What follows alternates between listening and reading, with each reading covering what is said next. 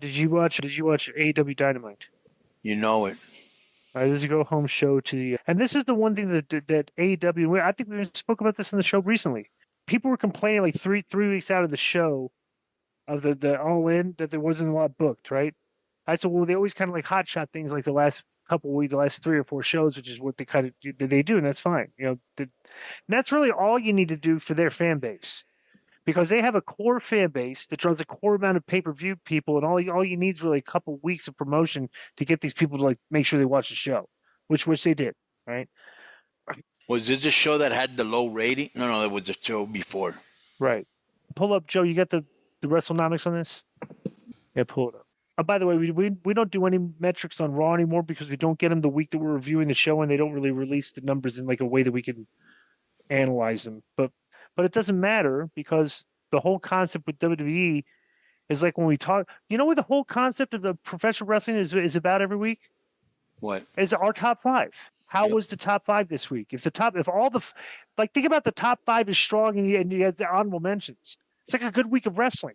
You have like a lot of decent segments, but like when it's hard finding a top five for the week, that's when you know that the week is kind of like lame. All the Right. hours of TV, it's hard to find five.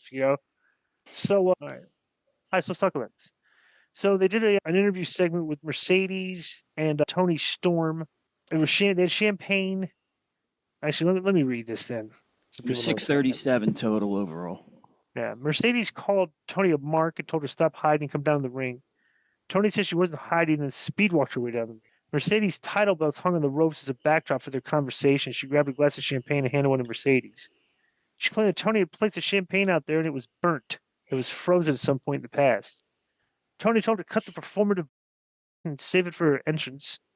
Toni insulted her as a fraud with the authenticity of a spray tan in a rainstorm and the emotional depth of a kiddie pool. She continued that all these belts are just a mask for her to hide behind and demanded to know what she's so afraid of. Then Mercedes said they traveled similar paths, but they are truly nothing alike. She called herself better and classier than Toni, that she had gone to hell and made the devil her, and nobody's going to stop the Monet train, not even her. And Toni responded and said the legacies don't exist. The only thing that matters is the moment they step in the ring and go face to face. She said Mercedes fears an ordinary life, but the only thing I fear is an ordinary death. Toni claimed that Mercedes deserves all the titles in the world, but not hers, and she'll go down as the woman who could never win the big one. Mercedes said she wanted this to go down amicably, but she guessed that wasn't possible. And she told Toni that the best woman would win on Sunday or Saturday. She big deal. Toni gulped her champagne and told her they started to brawl. But Mercedes avoided any damage and slipped out of the ring, and Toni danced around wearing Mercedes' cowboy hat and told her one more time to. This was I was very entertained by this because Toni is actually very, very good, and she's actually bringing out some entertaining stuff in Mercedes Monet. What did you think of this segment? Yeah, I agree with that. And this is for your accent. Interesting. That's very disrespectful, by the way. All right, so the opening match is a tag match. It's Brody King and Bandito against Konosuke Takeshita and Kyle Fletcher, right? And they wrestled, and everybody's been talking about how hot. Like I get I get the type of wrestling this audience likes, right? But they're talking about like how great Bandito's been lately, and he's just a thigh slapper, just doing all the choreographed spots that everybody else does. So I'm not that impressed. But Takeshita and Kyle Fletcher defeated Brody King and Bandito in a match. I don't know, All right. What did you think? Because it was your typical, let's put four guys that can work together. What are the numbers on this match, Joe? Let's look at that. I think it's low, and nobody cared. Yeah, lost like 40,000 people's turned on. Yeah, you know what's funny? Like Dave always talks about that Toni would study if like he found. It's like, dude, the guy doesn't know how to put it. Like I don't know. So FTR was at the Patriarchy backstage, and they were teaming against Jet Speed and the Outrunners on Collision this week. Christian said everyone's pedigree. Christian said everyone's pedigree speaks for itself, and everyone do their best on Collision and All In, and at All In. He said if FTR scratches her back, then they will scratch theirs, and they become AEW Tag Team Champions. And Stokely Hathaway listed off all the miscarriages of justice perpetrated against FTR and said they should be getting a tag title shot on Saturday. As far as the back scratching goes, they'd see how it went on Collision. What did you think of this? The FTR interview? Yep. With Christian on the Patriarch number. Yeah, this is the one that the black guy spoke for them, Stokely or whatever. Yeah, I'm not a fan. Well, here's the thing. FTR doesn't need him to talk. This is probably the best character. I disagree. Yeah, Let me tell you why. right. They weren't very well produced previously, and they did not come across as strong in the mic. And I think that maybe they looked at that and they thought Tony thought, okay, we need to put a manager with. And you think he talks better than them? No, I just said the premise is they've been produced poorly, and I think they think that they needed a manager. No, they don't. I just think that these guys just needed different to say and be a little bit more, like a little stern in their language. So remember they were like they would let guys just like listen like the guns. The gun club would just like torch them on the mic, and they wouldn't even have a comeback or nothing. And then remember when they did that interview on a rocking chair? Yeah, I'm like, brutal. Right. So it's like like I said, that they're just not produced well. Like, bro, you consider like those guys should be like literally just the 2025 version of Arn and Tully. Out there in suits. But the perfect example, they should have been the Arn and Tully version of the Horsemen. Always out there dressed well. They're talking about their legacy with the best tag team in the world, dressed accordingly. Instead, these guys are in like jeans and white T-shirts every week. And they're just cutting lame promos. And it looks to me like when they do stuff like that like there's not a lot of quality control there, and they're not taking a lot of pride in their work. They're getting paid a lot, and they think I don't have to dress up for this segment. I'm just going to do what I'm getting paid to do. Right. Is what I would get out of those guys. Like that. That's the way they're coming across because they're far more talented than they've contributed to their characters on TV. Bro, like they had a match. Did you watch that match against them against the Outrunners? No. I don't know if you saw this. Excellent. You would like it. Right. Okay. Because it was a perfect. I wouldn't say it's a perfect. It was just a throwback. They wrestled an old school style tag match with heat, false tags, and stuff like the basic stuff. And bro, the crowd was eating the match alive, and they weren't doing like they weren't doing like crazy. They were just doing basic psychology tag team wrestling. And like everybody on the internet was talking about, wow, it's like, yeah, when you guys in this day and age, if you wrestle basic wrestling, it's like it sticks out like a sore thumb. And these guys are excellent basic wrestlers. Like literally like that. They don't have, there's no holes in their work at all. And they're excellent performers, but like they've had interview segments to promote themselves. I understand that. But if I was a producer, I would be producing these guys like way differently, and I would make them seem more important than they actually portray themselves as. That would be the best way to describe it. Would you agree with that? Yep. Because you don't seem important. If you're out there with Stokely Hathaway, I'm sorry that's for the perception of what you could be. I think that character drags you guys down into like an indie wrestling manager gimmick that you're the sidekicks. Would you agree with that? Yep. Yeah. I was a little rant there at FTR, but they are very talented. So it's like I don't know. So do you like that some guy called Vanilla Baby came out after Bishop Konnan? Oh yeah, right. Kids, listen to this. So in the arena, Ricochet made his entrance, and Blake Christian was already in the ring. And then we got a picture-in-a-picture story to tell what's going on here, where Blake Christian complained about the Gates of Agony taking out his buddy Lee Johnson, and he hoped that Ricochet would keep them on a leash tonight. Now, to keep you guys abreast on all this of why Ricochet is wrestling Blake Christian, and Blake Christian is now a heel, or babyface, even though this guy's like been a heel. The couple times I've seen him on TV, but this guy's a Ring of Honor guy. And Ricochet now has started recruiting people, and he recruited the Gates of Agony, the Ring of Honor tag team guys. And they were on Ring of Honor with Blake Christian, Lee Johnson, and they took out Lee Johnson. And they showed a very brief little video clip to explain this to you so you can understand why Ricochet was wrestling Blake Christian. And I knew the only reason to wrestle each other is because you guys are very athletic and do a lot of dives, and Tony thought this would be a really entertaining match. But Ricochet beats him, and Ricochet and the Gates of Agony continue to beat down Christian before celebrating the victory. So the Gates of Agony and Ricochet have beaten down in the past 2 weeks Blake Christian and the Gates of Agony. All right. So I'm going to make a bold prediction here. All right. That Ricochet and the Gates of Agony are going to beat down Blake Christian and Lee Johnson again. And somebody is going to come out to save them to a big pop. And then guess what they're going to have? What are they going to have after the one guy? What's going to be after that, Joe? Six-man tag. Man tag team match. Six-man tag. All right. Would you agree that's going to be the course they take, Konnan? Yep, I do. Yeah. Book of the year. is the world's most trusted betting platform and your number one source for all your sports betting action. Baseball season is in full swing, and we're into the home stretch for NBA and NHL playoffs, and there's more ways to stay in on the action with the latest odds, news and scores, even live in-game betting while the games are being played, with the largest selection of odds on everything from the MLB, NHL, and UFC. And in between games, head over to the BetOnline Casino, all the top Vegas-style games, including poker and live casino action. So BetOnline, the game starts here. So MJF was interviewed backstage and said Mark Briscoe was about to get a beatdown from the Syndicate. MVP Benjamin Lashley excused themselves to go grab their title belts, but found them stolen by the Jet. Did you see this, Konnan? Yes.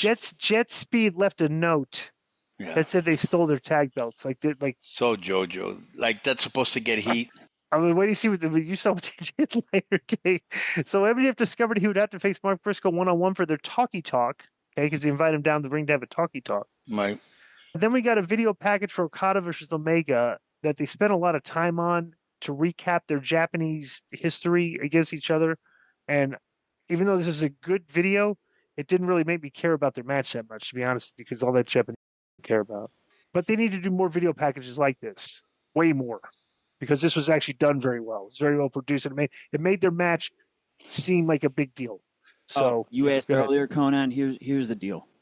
AEW All In was a 6-hour pay-per-view event, and if you included 0 hour, it was almost 8 hours. 8 hours. Oh my God. Yeah. According to the researcher. Joe, you know what we should have done? We should have gotten you a ticket, sent you there as a vendor. And what's that new product that we have, the grooming products that have the body deodorant thing?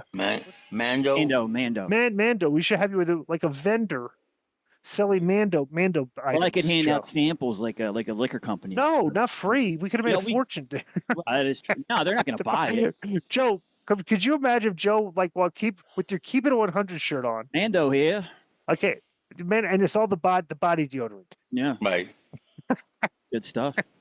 Showing the pasty arms. Yeah. It's great, right? Dexter T-shirt. Okay, here. So next was the crowd. So the crowd channeled Tiny Pickle at MJF. I want to make a statement here, right? Let's pretend that AEW had done all these shows, right? They're doing the Tiny Pickle angle here with MJF. How would the dirt sheets be talking about this stuff if this was if AEW was being run by Vince Russo instead of Tony Khan?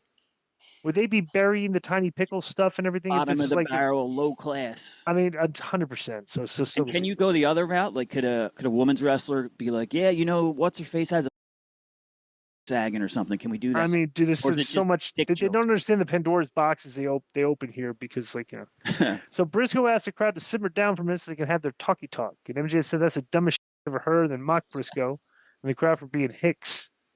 Told Briscoe in his worst Texas accent he would dog walk him in All In on Saturday. He told Briscoe that he was throwing rocks at a man with a machine gun. Then MJ told Briscoe to walk back to his meth lab in Dumpster Fire, Delaware, and feed his 90 children shoe leather and chicken feed. Then Briscoe said what MJF needed was and he would deliver on Saturday the likes he had never experienced before. Then Briscoe said Wednesday was Talkie Talk Day, and this trash talk didn't work because he was proud of being country.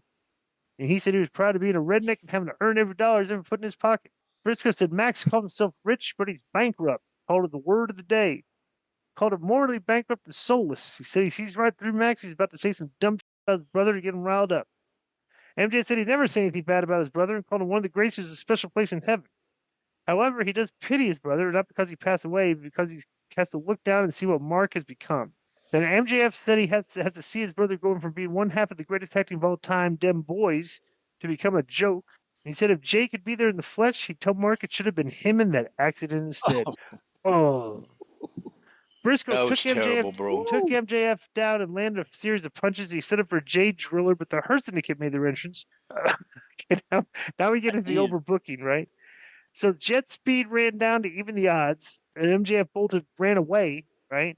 And Briscoe ran after him. So now we got them out of the picture. This was the Talkie Talk segment. Now on the stage here we have the Hurt Syndicate. The Hurt Syndicate beat down the kids with the belts. They then sent Benjamin, but then the kids sent Benjamin into the steps. Oh, hang on a minute. This guy, whoever did this review, missed some stuff. So the what's their names come out? Shelton and Lashley. Oh no, Sheldon Lashley come out, but then the freaking Jet what's her Speed. name? The Jet Speed came out. Yeah. But then the what you call it? Nick Wayne and the other kid come out, right? Right. And they sent Benjamin in the ring steps and landed double kicks on Lashley. Then the patriarchy picked the bones up on Lashley and they performed 2 concertos on his knee. Then they threw him in the ring and Jet Speed delivered a spin kick into a UFO splash on Benjamin in the ring, and that was that they laid out the Hurt Syndicate and the crowd was just flat as a pancake for this because they are not buying these guys as credible challengers to that belt. Would you agree with that? Yeah. Yeah. So, Konnan, you think that Jay Briscoe comment was over the line? I mean, Yeah. Yeah. Do you? I'm trying to contrast it if, like, I mean, let's say Disco cut a promo on Brett in '99 and said, "I wish you fell out of the rafters." You know, like, yeah, it's pretty far. That whole show, the premise is based on they're not adhering to the suspension of disbelief, so everything is so phony. But every once in a while, they'll do real blood and stab each other in the heads and cut promos like that. It's just like this does not mix in the universe that you've created here. Tone, you know, yeah, the show's like tone nobody's scattered. acting serious enough on this show for having these random moments of seriousness. You know, where like they're talk about their mothers and. What was the line again? They've done every cheap heat, like this. They've like AEW. None of the dirt sheets want to talk about this, right? But AEW has literally done every avenue of cheap heat that you could have done over the past 5 years. By like everything, like it's almost exhausting. What was the line again? He says, while Jay is up in heaven, he has to watch what Mark has become. After being part of one of the best tag teams of all time, Mark has become a joke. If Jay was here, he would say that it should have been Mark in the accident. Yeah, not him. So then we have bro. I will say this: AEW has a very good ad. They got a DraftKings ad, and you know what they're doing on the show? They're doing promotions where you can bet on their matches on DraftKings. Oh, it's not that it's not a bad idea, you know. So Queen Amanana versus Thekla versus Tay Miller versus Megan Bayne. Take a while to guess who won this. It should have had that Thekla girl win because she's new, but Megan Bayne wins. Yeah. What did you think of this? Oh, Chris Statlander was observing in the crowd, by the way. Very exciting, man. She's coming back again. Yeah. So then they go backstage and Amanita and Thekla brawled because they got something going on. And Mark Briscoe approached Renee and told her she was going to win on Saturday and kill MJF in the process in the middle of this brawl. Yeah, this is a weird thing where they're trying to overbook things and so I don't know. Konnan, wake up. We're almost done. All right. So then we do Samoa Joe versus Wheeler Yuta. Samoa Joe beats him and Gabe Kidd shows up and attacks him from behind, but he's saved by Shibata and Hobbs. It's funny, it's like they go home for the pay-per-view and there's really there's no heat on the show yet. Yeah. Oh yeah, there is heat at the end, but there hasn't. No. What? There was heat. What? When they left the note that they stole their belts. Yeah, that's the line. So Hangman Page, Will Ospreay, Hobbs, and Shibata against Moxley, Castagnoli, and the Young Bucks, and they beat Shibata. After the match, Wheeler Yuta, Gabe Kidd joining the ring to beat down the baby faces. Then they made an example out of Ospreay and Moxley, and Marina Shafir supplied the Young Bucks with plastic bags. Swerve Strickland appeared on the ring piloting an excavator, and he destroyed the Young Bucks limo as Samoa Joe showed up to rescue the babyface in the ring. Now, this was hysterical, okay? So Ospreay dove on a kid at ringside, and they started doing a bunch of dives and choreographed spots. But the show went off the air with the Young Bucks freaking out as they inspected their limo. Bro, this was hysterical because the limo was getting, destroyed in the back, and they weren't doing, a split screen. They were you were going in the ring, back outside, in the ring, and back outside, and it was so you could it didn't really resonate exactly what was going on. It was very confusing, chaotic, and confusing, which is maybe what they were trying to get, but it was just silly that they didn't do anything. And at the end, Prince Nana laughed at them, and the Swerve stomped onto the Young Bucks, and they walked into the building gloating with Ospreay to end the show.